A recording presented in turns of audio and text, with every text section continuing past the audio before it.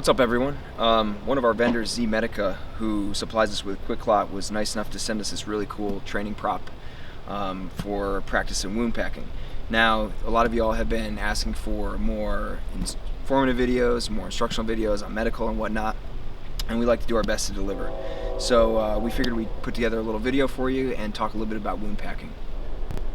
Wound packing, of course, is the act of stopping or stemming the flow of blood to a junctional wound, a wound like at the base of the neck or the armpits or the groin. These are places that you can't easily and safely get a tourniquet on to do that for you. So wound packing is the next best thing. You may have heard some newer information out there about whether or not you can pack abdominal wounds or chest wounds, and for the longest time the answer has been a big no across the board. And we're still a bit of that mindset, and we're not going to be talking about that whatsoever. Unless you're a trained medical professional who can make that call at the time, it's not something that you should touch, and we're not going to discuss that at all. So today, for the sake of the training, we're going to be using our Blue Label QuickClot trainers. Just an FYI for all of you at home, blue in the medical field usually means trainer. These are a little bit less expensive than the real thing, and you don't have to burn through your actual stash when you're practicing, and you should practice.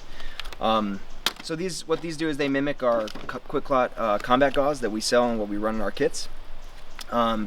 It's one of the approved combat gauzes for TCCC, and the other ones that you have heard of are C-Lox and Chino gauze. They're all three really great brands of hemostatic dressing, and they're all top of the line and good to use.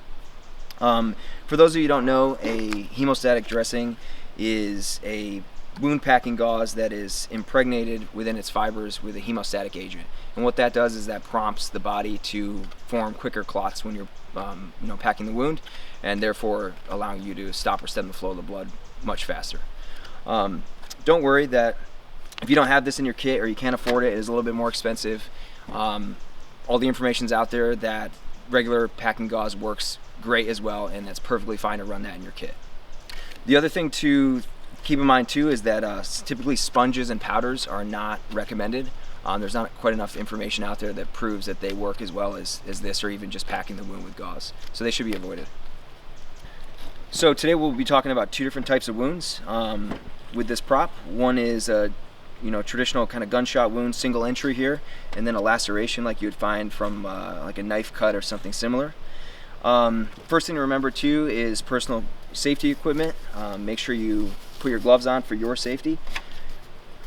So I'm going to do that for the sake of the video, even though obviously there's no blood or anything in this training. So the first thing that we're going to look at here is you're going to do a quick wipe away of the pooling blood so you can have better access to the wound. And then what you're going to want to do is you're going to want to get your finger right inside the wound, and you're going to try to locate that source of the bleed. With a gunshot wound like this, there's a single point of entry here, and it's usually a little bit easier to find. And it's going to feel like a warm squirt gun against your finger. So once you've found that source of the bleed, put that pressure hard on it right there and maintain that pressure.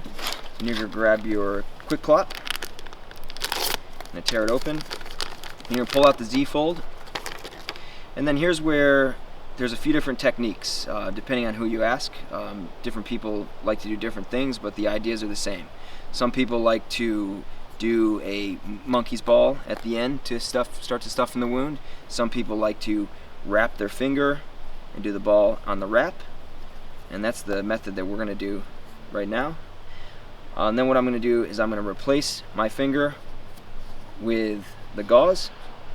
Then I'm going to continue to do a 1-for-1 as I feed the gauze out with my thumb. We're going to replace one finger at a time. So I'm going to go in one and replace with the other finger. In with more gauze, replace with the other finger. Continue to do this process over and over again, feeding the gauze out while you pack this wound up. You can see how the Z-fold is coming right off smoothly, filling the wound up. And we're getting close to the end. And I'm always maintaining that pressure. That's the important part here. As I pack this wound, I'm always maintaining pressure on that. Now as I'm getting here to the top of the wound, I'm going to peel back the skin a little bit and ensure that I'm nice and packed all up and under the skin and all around inside that wound. Now at this point, I'm monitoring the wound and I'm watching for any blood seeping over, or if the gauze itself is oversaturated with blood. If this is the case, then I'll continue to pack more in, or you can even take the other end of your Z-fold gauze and pack from there as well. Now with a hemostatic gauze, you want to hold pressure in this area just like this for at least 3 minutes, and then you're going to be ready to apply the back end of the gauze, maintaining pressure, and then you can use your Israeli bandage or NAR ETD, like the ones that we offer, to put your pressure bandage on and get this casualty transported to hospital or someone else who can take care of this for you. Now, lacerations like you would find from a knife wound are very much the same process. They're just a little bit different, can be a little bit harder because there might be multiple points of bleed inside. So again, we're gonna give it a little wipe away here. We're gonna expose the wound. And I'm gonna feel around in here for that artery or vein to see where that blood is flowing from.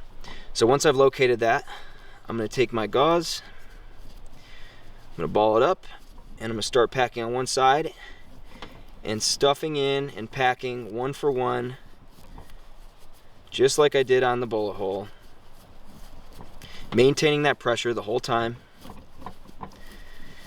and filling the wound from side to side. Now once we're almost to the end here, again, I'm going to peel back that skin a little bit, make sure I'm tucked all under there. And then I'm going to hold pressure for at least 3 minutes. Now, if you're using a regular packing gauze, remember you may have to hold pressure on there for those clots to start to form for up to 10 minutes or more. Now, once that's done, again, I can apply pressure over the top and get my pressure bandage ready, like my Israeli bandage or NAR ETD, to finish it off. Well, that's pretty much it. I hope we helped to remove some of the mystery around wound packing, and you can see that it's not actually that hard to do, and that most people can accomplish this with a little bit of practice and a little bit of training. This is a great thing to do, great thing to learn.